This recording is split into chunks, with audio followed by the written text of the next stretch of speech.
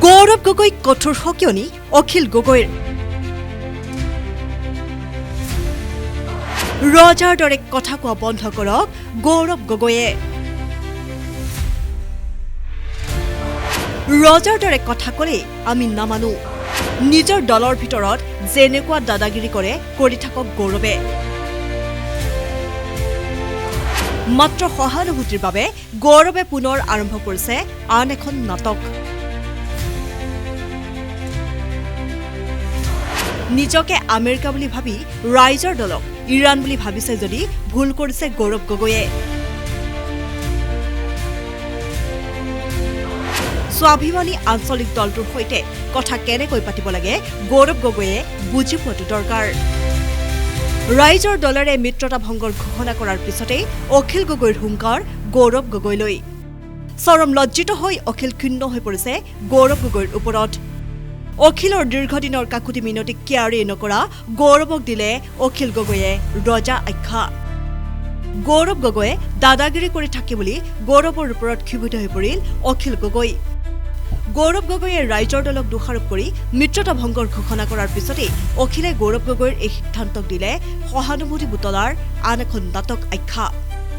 গৌৰৱৰ এনেকুৱা ৰজাৰ দৰে কথা কোনো কাৰণতে ৰাইজৰ দলে মানি নলয় বুলি অখিলে দিলে হুংকাৰ ইফালে মিত্ৰতাৰ আলোচনাত কেতিয়া বহিছিল বুলি প্ৰশ্ন কৰি অখিলে ক'লে মিত্ৰতা ভংগৰ কাৰণ স্পষ্ট কৰক গৌৰৱ গগৈয়ে ৰাইজৰ দলক বাদ দি সংবাদমেল তথা প্ৰাৰ্থী তালিকা নিৰ্ধাৰণ কৰাৰ দিনাই কংগ্ৰেছে ভাঙি দিলে মিত্ৰতাৰ ধৰ্ম বুলি তীক্ষ্ণ বাক্যবান অখিলৰ স্থগিত ৰাখিছে মানে আগতে চলাই আছিলে নেকি সামাজিক মাধ্যম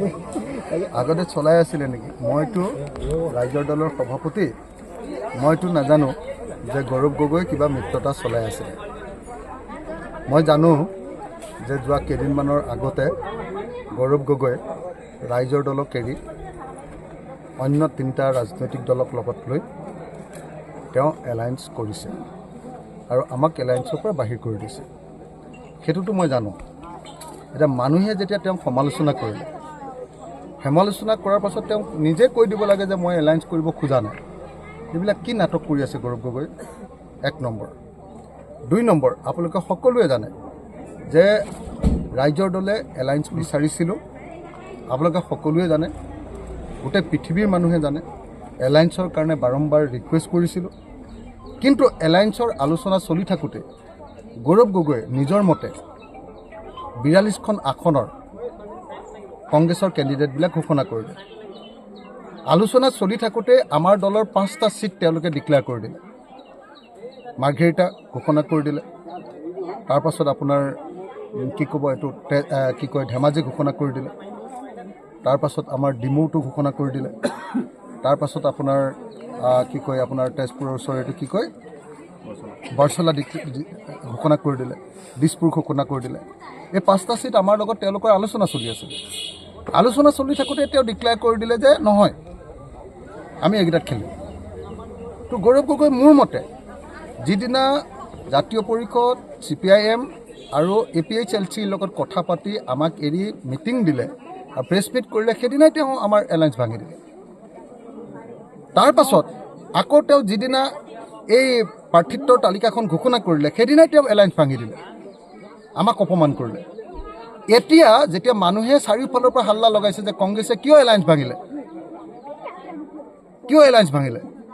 এতিয়া চিম্পেথি পাবৰ কাৰণে আকৌ নতুন এখন নাটক আৰম্ভ কৰিছে নহয় গৌৰৱ গগৈ চিম্পেথি পাবৰ কাৰণে সহানুভূতিৰ কাৰণে গৌৰৱ গগৈ আকৌ এখন নাটক আৰম্ভ কৰিছে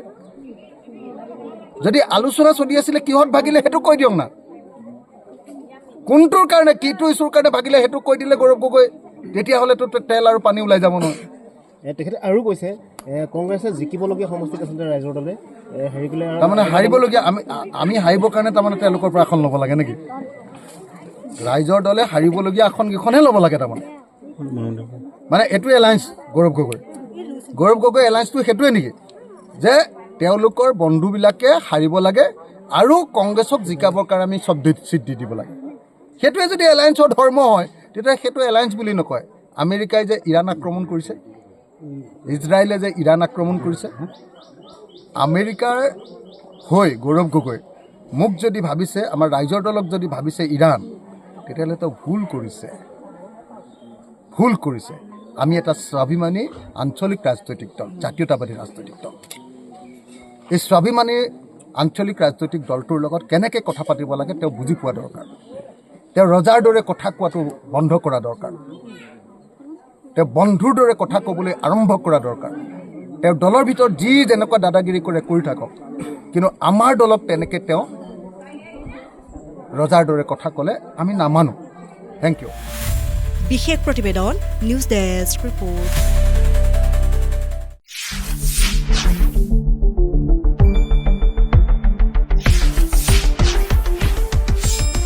শুদ্ধ আৰু বিস্তৃত বাতৰিৰ বাবে চাই থাকক নিউজ ডেস্ক ৰিপৰ্ট।